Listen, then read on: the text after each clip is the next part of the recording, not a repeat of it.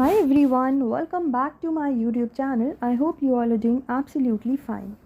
So last video was about the class number 1 of basics and अभी एक part जो है क्लास नंबर 2 का that was also dedicated to basics only. तो इसमें सर ने जो है मार्जिनल रिलीफ और जो रिबेट वाला था उसको कवर किया था. सो आई होप कि वाली जो सीरीज़ है आपको हेल्प कर रही होगी. नेक्स्ट ऑडियो रिविजन जो आएगा that will be about transfer pricing, because मैं उस सीक्वेंस में जिस सीक्वेंस में I am watching the lectures उसी सीक्वेंस में I am going to record the revisions. Okay, so let's get started with the part 1 of class number 2. तो इसमें सबसे पहला टॉपिक जो था दैट वाज मार्जिनल रिलीफ. अब मार्जिनल रिलीफ होता क्या है? तो रिलीफ वर्ड से क्या समझ में आ रहा है? रिलीफ का मतलब हुआ रिलैक्सेशन एंड मार्जिनल का मतलब क्या होता है? Additional, right. तो इस केस में क्या होता है ना, जब भी कोई असेसी कौन होता है? लास्ट क्लास में हम लोगों ने डिस्कस किया था दैट व्हेन जो पर्सन है that person is liable to pay tax, तो वो क्या बन जाता है? वो असेसी बन जाता है. ठीक है, तो जब भी कोई असेसी के ऊपर सरचार्ज एप्लीकेबल होता है ना, तब उन केसेस में मार्जिनल रिलीफ जो है उस पर्सन को मिल जाता है.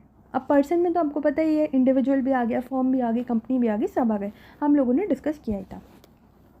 तो ये कब होता है ना, ये तब होता है अगर उस पर्सन का जो इंक्रीज़ इन टैक्सेस है ना वो इंक्रीज़ इन इनकम से ज़्यादा हो जाता है. तो उस केस में गवर्नमेंट क्या करती है ना, उस पर्टिकुलर असेसी को एक रिलैक्सेशन देती है कि ओहो तुम्हारा जो इंक्रीज़ इन टैक्स है वो इंक्रीज़ इन इनकम से ज़्यादा हो रहा है ना, तो एक काम करो, तुमको हम एक रिस्ट्रिक्शन दे देते हैं, तुम केवल उतना ही टैक्स पे कर रहा. ठीक है, तो इसमें क्या होता है, तो इसको एक एग्जाम्पल के साथ डिस्कस करते हैं तो थोड़ा ईजी रहेगा.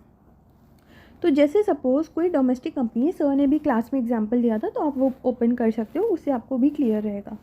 तो सर का जो एग्जांपल था वो ये था कि कंपनी थी के लिमिटेड. अब के लिमिटेड की जो इनकम थी that was 1 crore and 1 lakh. ठीक है, 1 करोड़ 1 लाख थी उस पर्टिकुलर कंपनी की इनकम.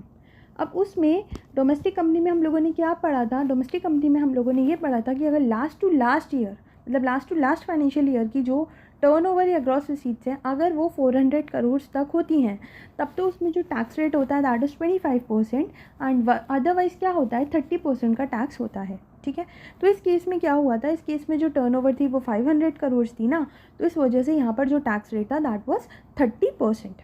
ठीक है, अब यहाँ पर क्योंकि 1 करोड़ से ज़्यादा हो रही है तो यहाँ सरचार्ज भी लगेगा, तो इसलिए सरचार्ज जो था 7% का लगा था और उसको मिलाकर जो टैक्स हो रहा था दैट वाज 32,42,100.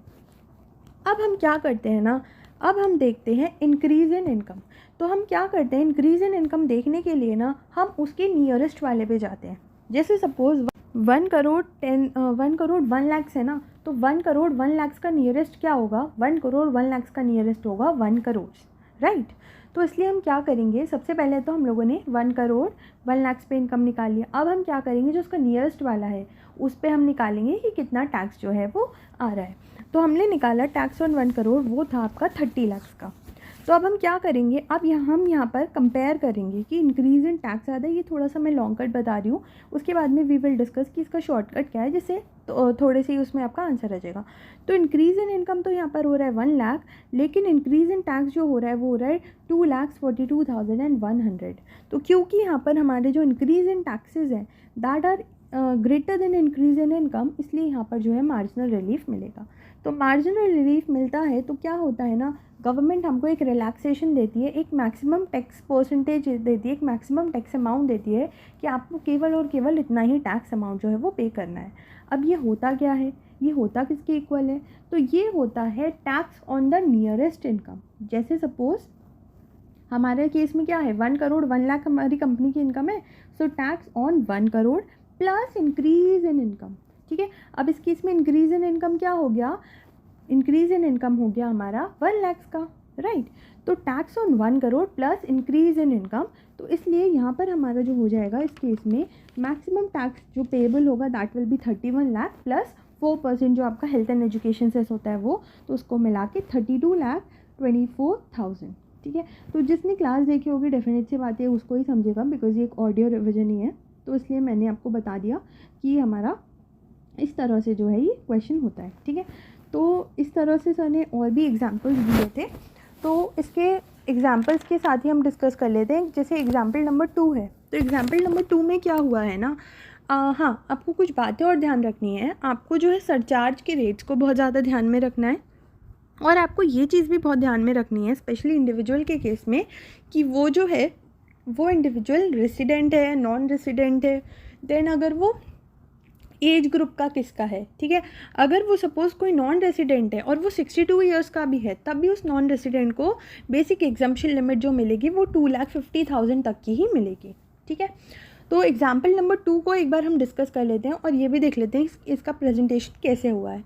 तो इस केस में क्या हुआ है, इस केस में जो है एक कंपनी है ये भी, और यहाँ पर जो है इनकम आपकी है दैट इज़ 10 करोड़ 2,30,000, ठीक है। 10 करोड़ 2,30,000। तो सबसे पहले तो हम क्या करेंगे, सबसे पहले तो अब इस इनकम पे टैक्स निकालेंगे। तो सरचार्ज वगैरह मिला के, सरचार्ज यहाँ 12% का लगेगा और उसको मिलाकर जो हमारा टैक्स आया वो आया 33,677280, मतलब 3,36,67,280, ठीक है। फिर उसके बाद में हम लोग क्या करेंगे, उसके बाद में आपको डायरेक्ट क्या कर देना है, उसके बाद में आपको डायरेक्ट लिख देना है tax restricted to. Tax restricted to what, जो भी इसका नियरेस्ट होगा। अब हमारे केस में क्या है, 10 करोड़ 2,30,000 है, तो नियरेस्ट क्या हो गया, 10 करोड़ हो गया। So tax will be restricted to tax on 10 crore plus increase in income.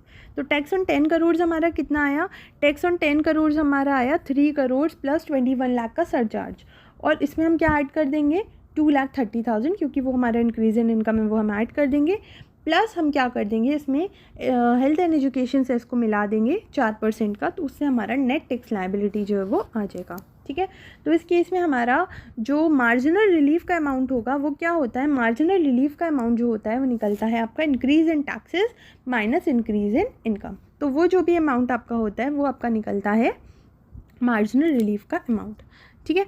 तो इसका एक शॉर्टकट भी हो सकता है कि जो भी आपका टैक्स आया है ऑन एक्चुअल इनकम, जो भी आपका टैक्स आया ऑन एक्चुअल इनकम माइनस जो भी टैक्स रिस्ट्रिक्टेड टू वाला अमाउंट है, तो वो जो अमाउंट होगा that will be your marginal relief का अमाउंट, ठीक है।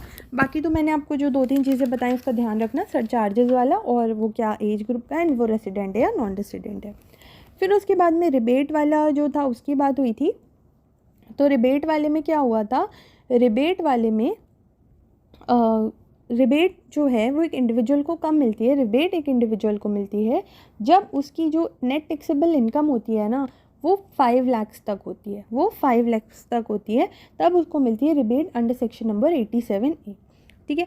तो वैसे तो बेसिक एग्जम्पशन लिमिट वो तो चीज़ अलग हो गई, लेकिन जब टोटल इनकम जो होती है, नेट टैक्सेबल इनकम का मतलब क्या हुआ, जो भी आपकी 5 की इनकम आ रही है माइनस डिडक्शन वगैरह करके, वो अगर अप टू 5 लाख होती है तब उस पर्सन को रिबेट मिलती है। अब रिबेट कितने की मिलती है, तो रिबेट मिलती है टैक्स अमाउंट या फिर 12,500 12,500 विच एवर इज़ लोअर, तो उतने तक की ही रिबेट मिलती है एक इंडिविजुअल को, ठीक है।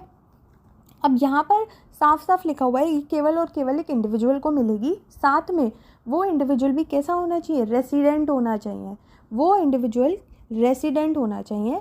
और एक पॉइंट और था जो आपको याद रखना था, दैट वाज कि वो जो रिबेट है ना, रिबेट अंडर सेक्शन नंबर 87 है, अगर सपोज़ वो रेसिडेंट इंडिविजुअल है और उसकी केवल और केवल एक इनकम है एंड वो भी LTCG under section number 112A है, तो उस केस में जो है उसको ये नहीं मिलती है, उस केस में उसको ये नहीं मिलती है रिबेट, ठीक है। और बाकी सारे के सारे केसेस में कैसी भी इनकम हो rebate under section number 87A मिलती है।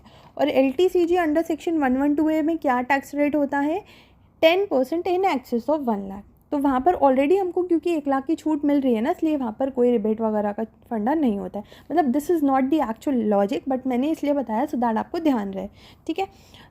तो रिबेट हमारी कम मिलती है अगर 5 लाख तक की इनकम होती है, रेसिडेंट हो और इंडिविजुअल हो, एंड ये कितने की मिलती है, लोअर ऑफ टैक्स अमाउंट और 12,500 विच एवर इज़ लोअर। तो इसके एक एग्जाम्पल से देखते हैं, जैसे सपोज जो इनकम है दैट इज़ 4,40,000 और वो एक रेसिडेंट इंडिविजुअल है, तो इस केस में हमारा टैक्स अमाउंट तो आया 9,500, तो यहाँ पर इसको पूरा का पूरा 9,500 की रिबेट जो है मिल जाएगी।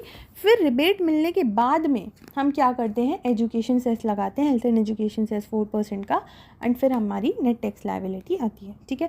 So this was all about basics. I hope कि ये जो मेरे रिविजन ऑडियोज़ है इसने आपको हेल्प करी हो। एंड सी ये जो है ऑडियो बाइट्स जो हैं ये कोई अंडरस्टैंडिंग के लिए नहीं है, ये केवल क्विक रिविजन के लिए है। प्रैक्टिस तो हम जितनी करेंगे ना उतना ही आपको परफेक्शन आएगा। So let's just keep doing practice और ये छोटे छोटे रिविजन्स करते रहते हैं सो दैट सारे के सारे कंसेप्ट हमारे टिप्स पे रहे हमारे, ठीक है। सो आई होप कि ये जो सीरीज़ है आपको हेल्प करे और मैं ट्रांसफ़र प्राइसिंग की जो है नेक्स्ट ऑडियो लेकर आऊँगी। So please stay tuned with my channel. So ending this video hair and God bless everyone. Thank you so much.